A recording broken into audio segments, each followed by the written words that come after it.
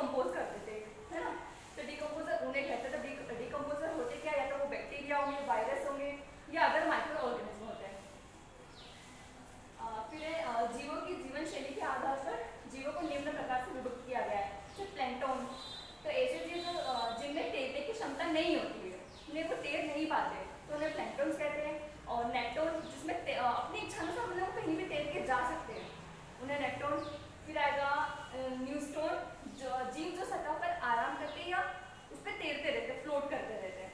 फिर पेरिफाइटोन, पौधों पर चिपके अथवा लटक के रहने वाले जीव को पेरिफाइटोन बोलते हैं। और बेंथोस, जो तल पर रहने वाले जीव होते हैं, बेंथोस कहते हैं। नेक्स्ट है classification of fresh water habitat. ये पॉन्ड और लेक दोनों का है। हम सभी ने पॉन्ड और लेक देखा है, या तो गोल सर्कल का आड़ा कैसे भी आता होगा, बट एक स्पेसिफिक सरफेस नहीं होगा। तो उसके 3 जोन्स होते हैं, लिटोरल, लिम्नेटिक और प्रोफंडल। तो लिटोरल जोन ये वाला होता है जो सबसे कोने में ना, जहाँ पर पौधे पाए जाते हैं, जो छिछला वाटर होता है ना, उसको लिटोरल जोन बोलते हैं। उसे तटीय क्षेत्र भी कहते हैं, क्योंकि ये तट पर होता है, किनारों पर होता है, और यह किनारे से लगभग 5 मीटर की गहराई तक होता है, जिसमें जड़ी युक्त पौधे पाए जाते हैं। ये लिटोरल जोन है। नेक्स्ट है लिम्नेटिक जोन, जो थोड़ा सा बीच में होता है, जहाँ सूर्य का प्रकाश पहुंच पाता है। देन थर्ड है प्रोफंडल जोन, जहाँ स्वच्छ जल का गहरा एवं तटीय क्षेत्र, जहाँ सूर्य का प्रकाश नहीं पहुंचता है, उसे प्रोफंडल जोन बोलते हैं।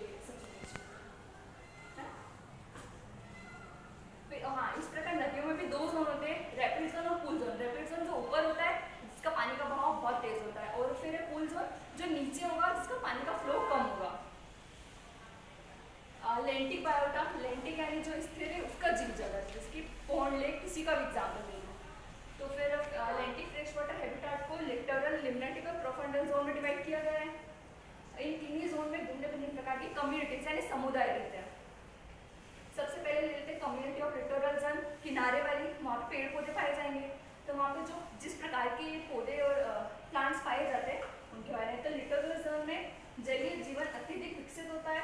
तट पर कैटल लाइक टाइफा एक प्लांट होता है, टाइफा, जिसकी एकदम लंबी सी पत्तियाँ, मतलब हाँ ऐसी घास टाइप होता है वो।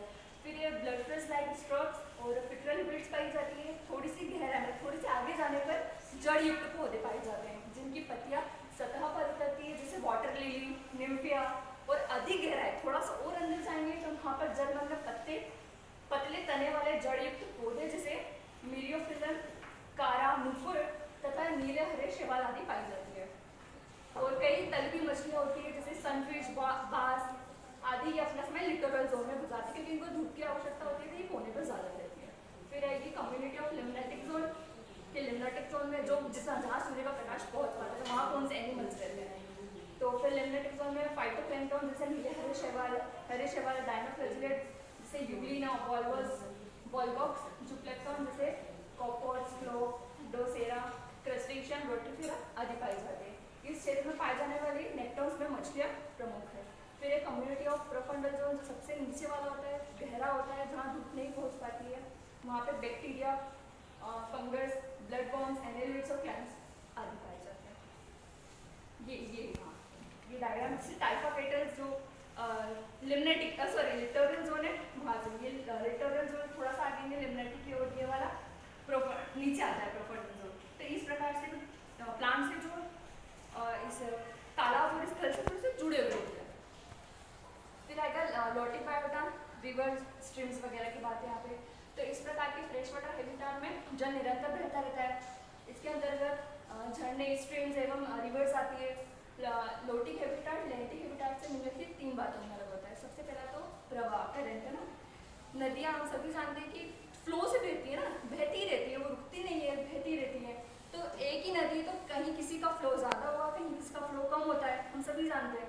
फिर लैंड वाटर इंटरचेंज, तो प्रवाही जल का आकार एवं गहराई कम होने के कारण नदियों का गहराई कम होती है। जब नदियाँ सूख जाती है गर्मियों में, तो हम सभी पता है कि इतनी ज़्यादा गहरी नहीं होती है।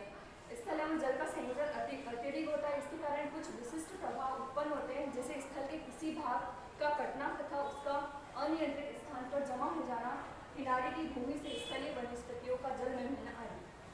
नेक्स्ट है ऑक्सीजन टेंशन। प्रवाही जल में ऑक्सीजन की बहुलता निरंतर बनी रहती है, क्योंकि जल की गहराई कम होती है एवं जल प्रवाही होता रहता है। इसलिए जब तक किसी प्रकार का प्रदूषण न ऑक्सीजन समान रूप से प्रचुरता में उपलब्ध रहती है एवं स्थिर जल की अपेक्षा प्रवाहित जल में ताप की चरम अवस्थाएं भी अधिक होती है। एडाप्टेशन इन लोटिक कम्युनिटी फिर आएगा प्रवाहित जल में रहने वाले जीव अपनी स्थिरता बनाए रखने के लिए निम्न प्रकार से अपनी बॉडी को अडेप्ट कर लेते हैं। जैसे कि जंतु कुछ एनिमल्स होते हैं जिसमें हुक्स और शक्कर पाए जाते हैं, मतलब ऐसे चूसक होते हैं कि जिससे मतलब वो दूसरे प्लांट्स या एनिमल्स की बॉडी से अपने आप को चिपका लेते हैं, जिससे वो फिर या तो फूड प्राप्त कर सके या अपने आप को बचा सके या रह सके। तो हुक से शक्कर पाए जाते हैं। और जैसे कि यहाँ एग्जाम्पल दे रखा है, ये सिम्यूलियम लार्वा, इसमें हुक या शक्कर पाया जाता है। कुछ पादप जीव जिसे क्या होंगे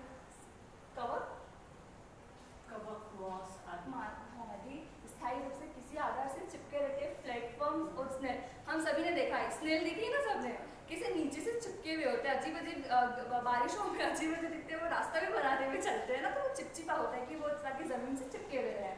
और प्रवाही जल में रहने वाले जंतुओं का शरीर धारा रेखित होता है, क्योंकि उन्हें पानी को इसे तैरने के लिए इसे काटना पड़ता है, मतलब पानी को पीछे बहाना पड़ता है, तो उनमें धारा रेखित उनकी बॉडी पे कुछ इस टाइप के स्ट्रक्चर बने होते हैं।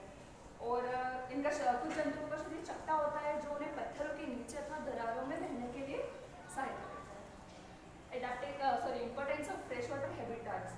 फ्रेश वाटर हैबिटाट्स के महत्व क्या है? तो जीवों का आवास स्थान, सबसे पहले उनको रहने के लिए जगह मिल रही है। नदी, तालाब, झरने, दलदल, विभिन्न प्रकार जीवों का घर होता है, इसलिए मछलियाँ, एम्फीबियंस, क्रस्टेशियन और अन्य कई जीव शामिल है। नेक्स्ट है जल आपूर्ति।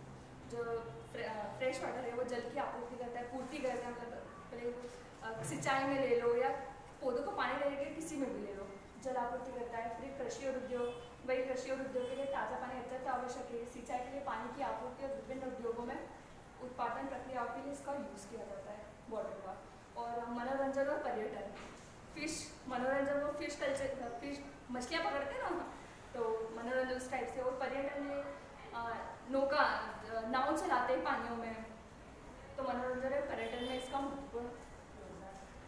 कंक्लूजन, तो ताज़ा फ्रेश वाटर हैबिटाट जैसे स्ट्रीम, रिवर, पॉन्ड और इकोसिस्टम के लिए अत्यंत महत्वपूर्ण होते हैं। ये आवास जीवों की विविधता को समर्थन प्रदान करते हैं और उनके जीवन चक्र में महत्वपूर्ण भूमिका निभाते हैं। इन इकोसिस्टम में प्लांट्स, एनिमल और सूक्ष्म जीवों की अनेक प्रजातियां पाई जाती है जो एक दूसरे के साथ अंतर संबंधित होती है।